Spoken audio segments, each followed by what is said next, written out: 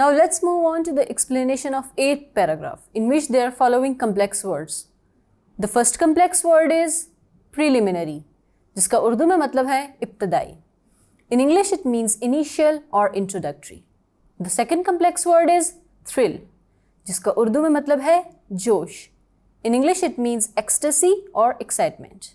The third word is threshold, जिसका उर्दू में मतलब है दहलीज.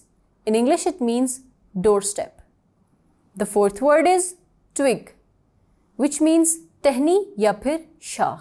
In English it means stick or branch. The next complex word is flickered, जिसका उर्दू में मतलब है टमटमाना. In English it means glimmer, twinkle or shine unsteadily.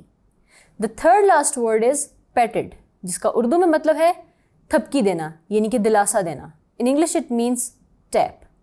The second last word is mustering up, which means मुज्तमा करना यानी कि gather या फिर collect. And the last complex word is stumble over, जिसका उर्दू में मतलब है लड़खड़ाते हुए बोलना. In English it means to have difficulty saying something clearly or correctly.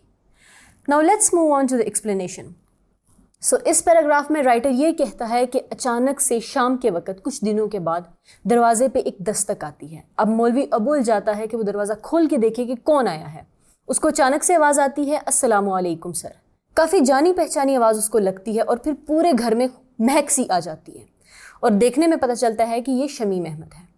अब शमीम अहमद कुछ सरगोशी करते हुए कोई राज की बात उसके कान में कहता है.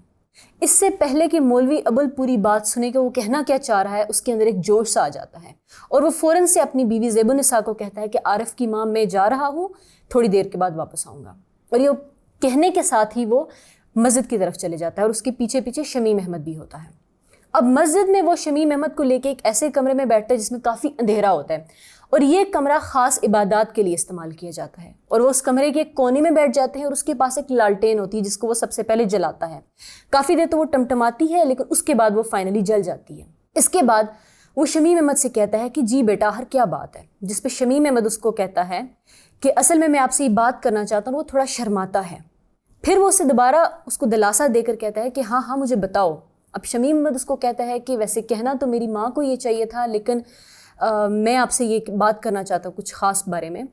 फिर वो खामोश हो जाता है और मौलवी अबुल उसको कहता है कि नहीं नहीं तुम्हें बिल्कुल ठीक है, तुम मुझसे बात कर सकते हो. जिस पे शमीम अहमद अपनी ख्वाहिश का इजहार करता है कि उसकी मर्ज़ी ये है कि वो मौलवी अबुल का ग़ुलाम बन जाए, उसका बेटा बन जाए. यानी कि वो रिश्ते का इजहार कर रहा था. वो चाहता था कि उसकी बड़ी बेटी के साथ उसका रिश्ता हो जाए. अब ये कहने के बाद मौलवी अबुल जब ये सारी बातें सुनता है तो वो बहुत ही ज़्यादा खुश हो जाता है और खुशी से उसकी आंखों में आंसू आ जाते हैं और वो अपनी पगड़ी के कपड़े से अपने आंसू पोंछता है. और फिर वो कहता है कि या खुदा बेटियां तेरी बेयारो मददगार मखलूक हैं. फिर वो शमीम अहमद की तरह मुखातब होकर कहता है कि हाँ हाँ बेटियां तो होती ही शादी करने के लिए हैं और तुम तो मेरे एक बहुत ही अच्छे शागिर्द हो और मौलवी अब्दुल रहीम का बेटा बिल्कुल मेरे बेटे जैसा है. तुमने बहुत अच्छी बात की है. और यहाँ पे ये पैराग्राफ ख़त्म हो जाता है. I hope you have understood this explanation very well. Thank you.